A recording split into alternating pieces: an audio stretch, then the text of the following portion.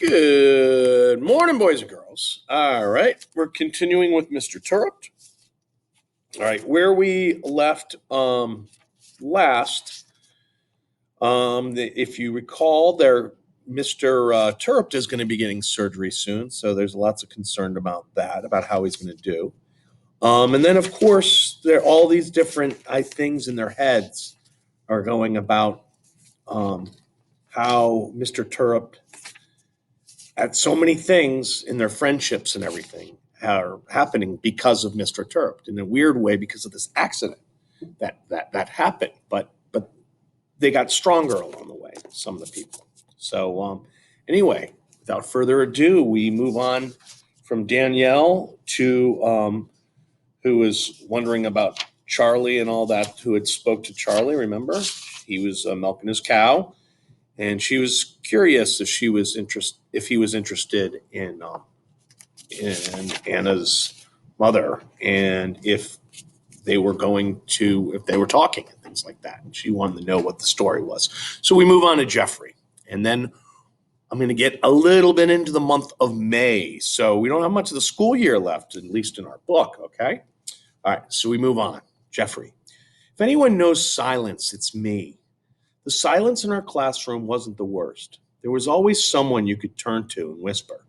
It contained tons of sadness and guilt, but it wasn't absolute. Even Peter's silence was over. He was lucky. My silence at home pressed on, with nobody for me to turn to, and with nobody in sight to rescue me. That silence was absolute.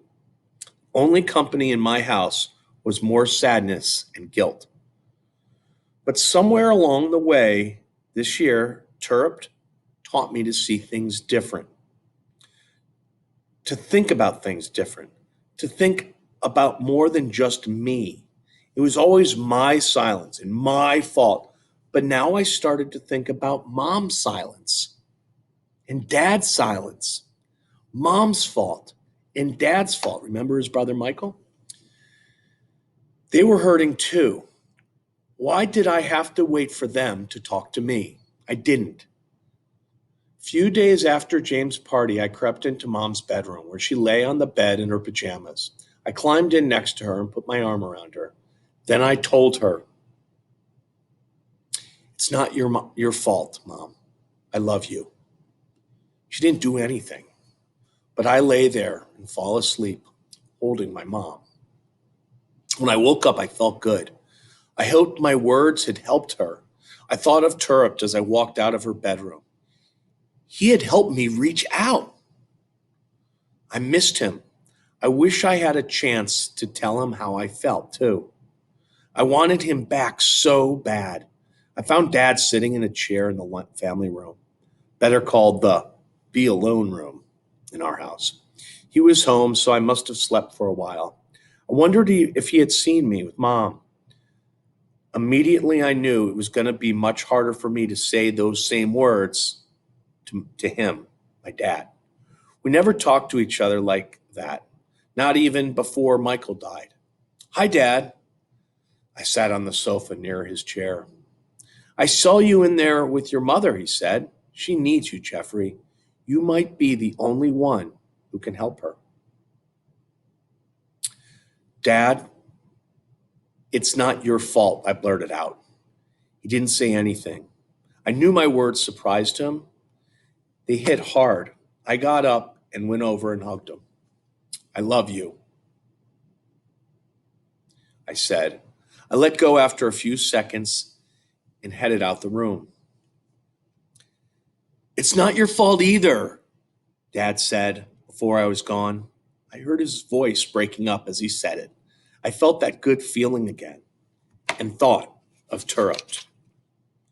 I thought about what my dad said about Mom needing me. I didn't know what else to do, so every day after school, I started going home and resting next to her in bed. It felt like the right thing to do. I tried. Turrup taught me that too. All right, we're going into the month of May, and I think I'll kind of just do one character there, and we're going to be dealing with Jessica. So as we're seeing so far, a lot of things are happening because of Mr. Turrup. May, Jessica, and that brings us to Act 11. Scene 1. Welcome to the hospital waiting room. Surgery day. Welcome to the hospital waiting room, where every face is a concerned face. Who knows what's on the minds of all these worried people? They keep busy in different ways. Some read, a few watch television, one lady knits. Enter us, the kids from room 202. We sat quietly, kind of looking around, anxiously waiting the outcome of Mr. Turp's surgery. Was it even okay to talk? I wondered. A lot of other people from school sat waiting, hoping for Mr. Turrup. Mrs. Williams and her red-haired secretary, Mrs. Barton, waited. Mr. Loomis and Mr. Ruddy sat and waited.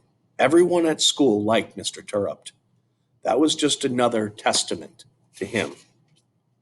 Technically, today was a school day, but Mrs. Williams helped us make arrangements to be here. I can't make this a school-sponsored field trip, she told us about a week ago. At that point, we knew when Mr. Turp's surgery had been scheduled, and Mrs. Williams realized our entire class planned to be there. I can't have all you climb onto a bus and be taken to the hospital, she said. Our parents can drive us there, Anna suggested, and we could help each other with rides. I like that idea, Mrs. Williams said. Then you can leave when you want or not go at all if you'd rather not. I thought about Jeffrey.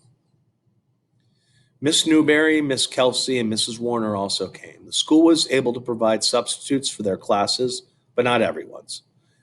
I expect all the teachers would have been here if it weren't a school day. That was when I realized that Mr. Turrup didn't have any family present. Not one person. I thought of his desk back in our classroom. Every teacher has family pictures on his or her desk. Not Mr. Turrup. And there were only 2 flower arrangements in his hospital room, one from Miss Newberry and one from Snow Hill School. But no mom or dad were sitting next to his bed. How had I missed that? Not one family picture, not one family member visiting or waiting next to me. Did he even have any family? I wondered. Had my mother noticed and not said anything? Had any of my classmates had these same thoughts? All of a sudden, there was so much more I didn't know about my beloved teacher. I just wished he'd opened up more and gave me a chance, I heard Miss Newberry said. She was talking quietly to Mrs. Williams. He was beginning to let me get close. I don't know what he's so afraid of. Or what he's hiding, Mrs. Williams added. I just want the chance, Miss Newberry said. I care about him so much, and so do these kids. He better pull through. I heard Mrs. Newberry's voice crack. Mrs. Williams put an arm around her. They were quiet. I suddenly had a lot of unanswered questions going through my mind, but none of them mattered if Mr. Turrup didn't make it through the surgery. How long will his operation take? Anna asked. She didn't realize she had blurted this out until she met our startled looks. Thanks, Anna, I thought. The perfect candidate to break our silence. 8 hours, Luke said. Less if it goes well, more if there are any complications. Silence once again. All right, now we're going to be going into the minds of these characters and a couple more when we read it next time. All right, have a wonderful day, boys and girls.